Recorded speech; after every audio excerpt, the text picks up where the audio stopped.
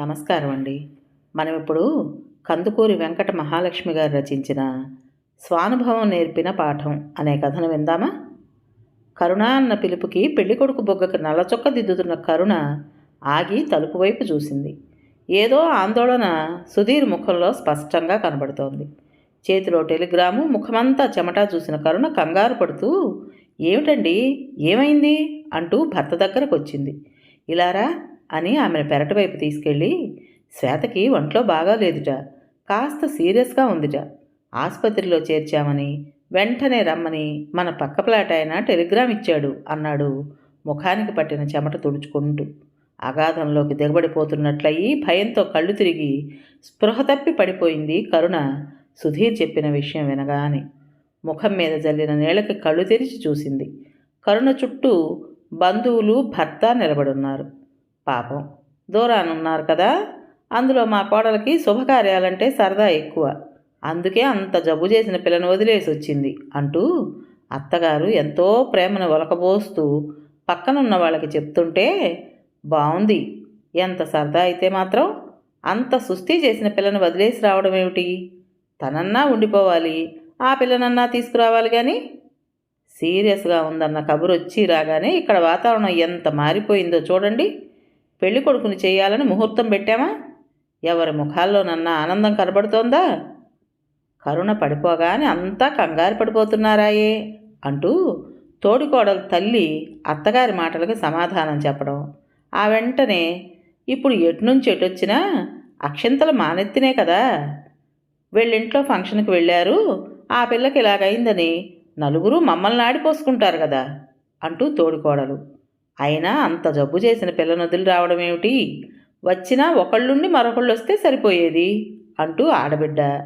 అత్తారింట్లో కార్యం కదా, వెళ్ళకపోతే ఆడిపోసుకుంటారని వెళ్ళానమ్మా అని రేపు ఊరెళ్ళి నలుగురికి చెప్పి మనల్ని నాలుగు అనిపించొద్దు అంటూ మరో ఆడబిడ్డ. ఇలా నలుగురు చుట్టూ కూర్చుని అంటోన్న మాటల్ని వింటున్న కరుణ గుండె భగ్గున మండిపోయింది. నిమ్మకి నీరెత్తినట్లు నిలబడి ఉన్న భర్తని కోపంగా, చేత్కారంగా చూసి లేచి వెళ్ళిపోయింది. ఇంతలా మాట్లాడుతున్న వాళ్ళంతా తను కార్యానికి రాకుండా ఉండుంటే ఈ మాటలకి భిన్నంగా ఎన్ననుండేవారో అనుకుంటూ గదిలోకి వెళ్ళి నాలుగు పక్కలా పడి ఉన్న బట్టల్ని, సామానుల్ని ఓ చోటుకు చేర్చి సర్దుకోసాగింది. పెట్టె సర్దుతున్న కరుణ మనసులో లేదు.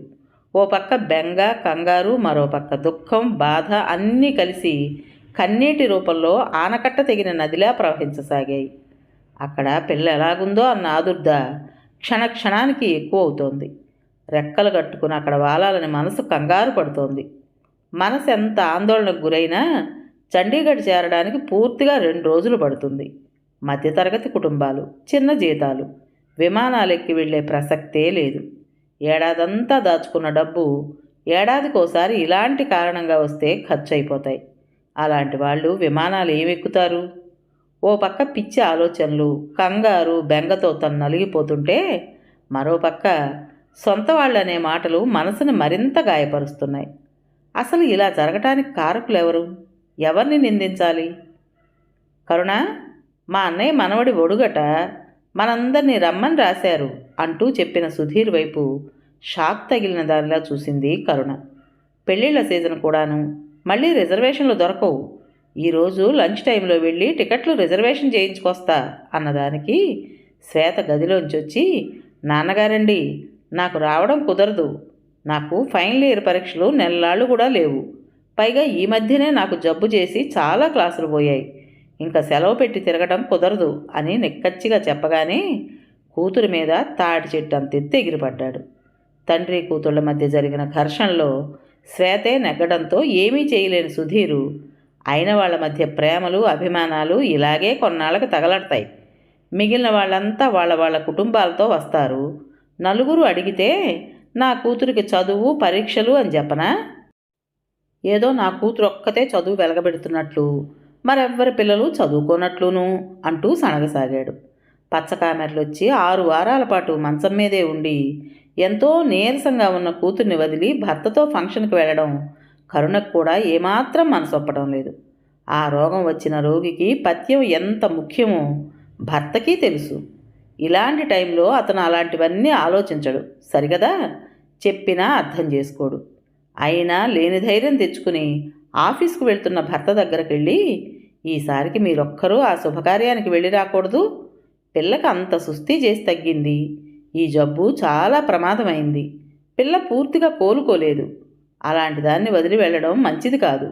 బయట తిండి కూడా తినకూడదు అంటూ చెప్పబోతున్న భార్య మాటల్ని పూర్తి చేయనివ్వకుండానే కరుణ మీద పెద్దగా అరవడం ప్రారంభించాడు. అసలు మా వాళ్ళంటేనే నీకు పడిచావదు. వాళ్ళింట్లో ఏది జరిగినా నీకు రావాలని ఉండదు. నా వాళ్ళని చూస్తేనే నీకు ఏడుపు. ఒక్కడిని వెళ్ళాలిట, ఒక్కడిని. అక్కడికి వెళ్ళగానే మీ ఆవిడ ఎదురా అంటే ఏం జవాబు ఇవ్వాలిట? పిల్లలు అన్నాక రోగాలు రావా, పరీక్షలు ఉండవా? రావడం ఇష్టం లేకపోతే నీకు నీ కూతురికి ఏవో వంకలు సాకులు కనపడతాయి. అంతా వాళ్ళ వాళ్ళ కుటుంబాలతో వస్తారు. నేనేమో వెర్రి వెధవలా ఒక్కడిని వెళ్ళి చచ్చు వంకలు చెప్తే నా వాళ్ళంతా నన్ను దద్దమ్మని, చేతగాని వాడినని, పెళ్ళామంటే భయమని అనుకోరా? నోరు మూసుకునిరా, ఇక్కడేం కొంపలు అంటుకుపోవు. వడుగైన మర్నాడు బయలుదేరి వద్దాం అంటూ వెళ్ళిపోయాడు. ఇంకా నోరెత్తలేని కరుణ కూతురికి 100 జాగ్రత్తలు చెప్పి మనసంతా అక్కడే వదిలి భర్త వెంట బయలుదేరింది. అసలు ఇది ఇలా జరగడం తొలిసారి కాదు. పెళ్ళై కాపురానికి చండీగఢ్కి వచ్చి 18 ఏళ్ళు నిండుతున్నాయి. ఈ ఇంట్లో అడుగుపెట్టిందిలాగా ఇతూ ఎప్పుడు అత్తగారి ప్రసక్తి వచ్చినా తను వాళ్ళ గురించి ఏం మాట్లాడినా వ్యతిరేకంగా మాట్లాడినట్లు సుధీర్ పెడార్థాలు తీస్తాడే తప్ప కరెక్టా కాదా అని ఎన్నడూ ఆలోచించడు. అదీ కాకుండా ఏ పని చేసినా మా వాళ్ళు ఏమనుకుంటారు అనడం రోజు వింటూనే ఉంటుంది. వేల మైళ్ళ దూరంలో ఉన్న వాళ్ళు ఏమనుకుంటారో అంటూ ఇక్కడ బ్రతకడం అతనికి అలవాటైనప్పటికీ ఒకరి కోసం బ్రతికే ఇలాంటి భర్తతో కాపురం చేయడం కరుణకు మాత్రం చాలా విసుగు, చిరాకు కలగసాగింది. అత్తవారింట్లో ఉన్న పెద్దవాళ్ళకే కాకుండా చిన్నవాళ్లకు కూడా భయపడుతూ అడిగేసేవాడు.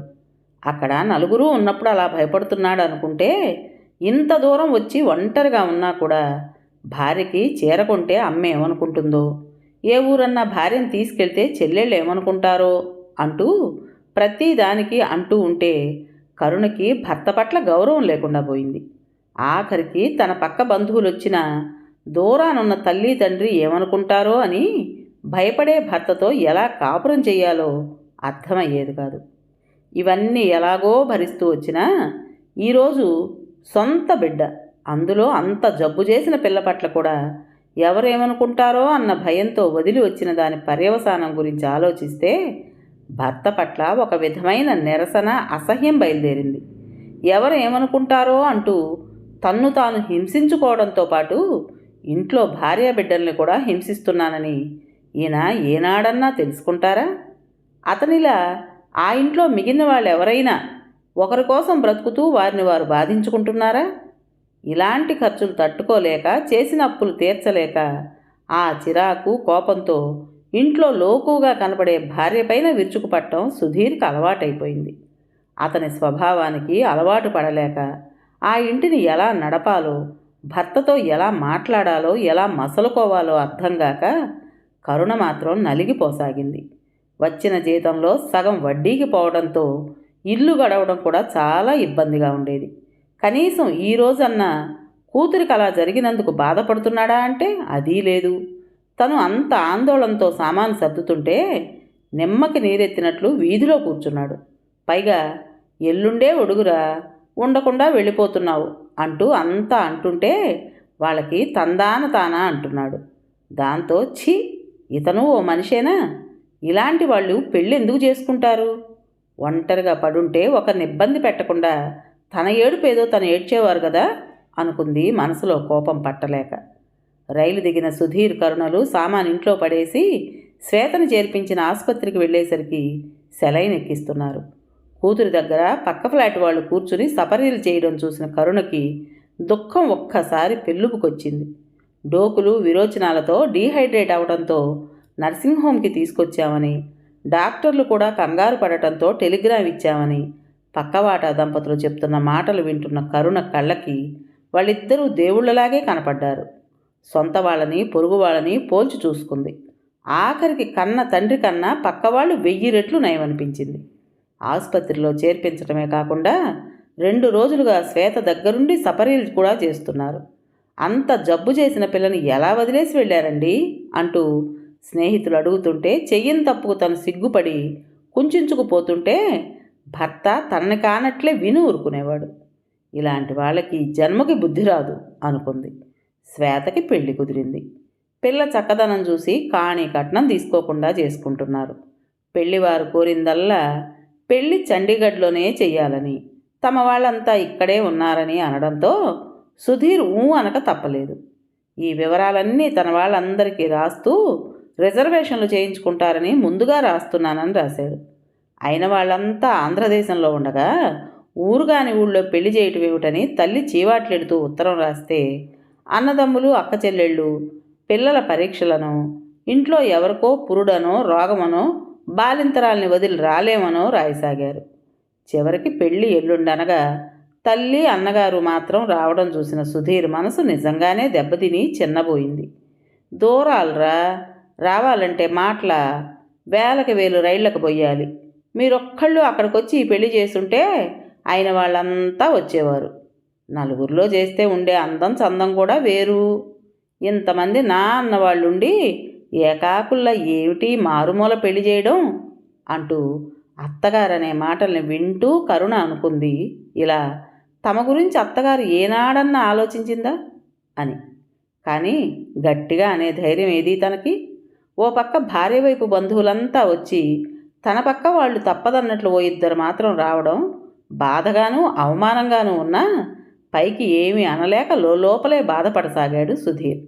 పెళ్ళైన మర్నాడే సెలవు లేదంటూ తల్లితో బయలుదేరుతున్న అన్నకి తల్లికి బట్టలు పెట్టి దండం పెడుతున్న సుధీర్ను చూసి, ఒరే అబ్బాయి, ఆడపిల్లలకు ఇవ్వవలసిన మంగళహారతి పళ్ళెం తాలూకు డబ్బు బట్టలు నాకు ఇచ్చేస్తే తీసుకెళ్ళి వాళ్ళకి ఇచ్చేస్తాన్రా అంది. తల్లిని చిరాగ్గా చూస్తూ, అమ్మా, వాళ్ళ బట్టలు లాంఛనాలు వచ్చినప్పుడే తీసుకెళ్తారులే అన్న సుధీర్ని చూస్తూ, అదేమిట్రా, నువ్విచ్చే లాంఛనాల కోసం వేలకు వేలు ఖర్చు చేసుకుని ఇంత దూరం రమ్మంటావా?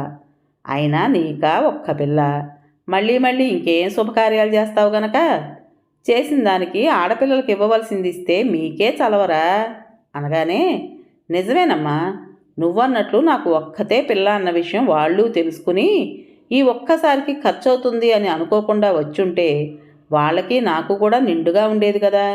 వాళ్ళకి లేని ప్రేమ నాకుండాలా? ఇన్నేళ్ళు మనిళ్లల్లో అయిన ప్రతి కార్యానికి మేము వేలకు వేలు ఖర్చు చేసుకునే వచ్చాం కదమ్మా. వాళ్ళకిలాగే మాకు అక్కడికి రావాలంటే అంతే దూరం అంతే ఖర్చు కాదా?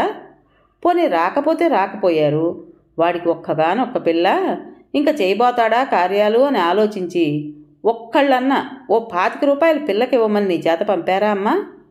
పెద్దదానివి నువ్వు, పిల్లలందరికీ వారధివి. నువ్వన్నా అందరి గురించి ఒక్కలా ఆలోచించి అందరికీ ఒకేలా నీతి చెప్పడం, అందరి తప్పొప్పుల్ని ఒకేలా సరిదిద్దడం చేస్తే బాగుంటుంది అంటున్న భర్తని చూస్తూ, సుధీరేనా ఇలా మాట్లాడుతున్నది అని ఆశ్చర్యపోయింది కరుణ.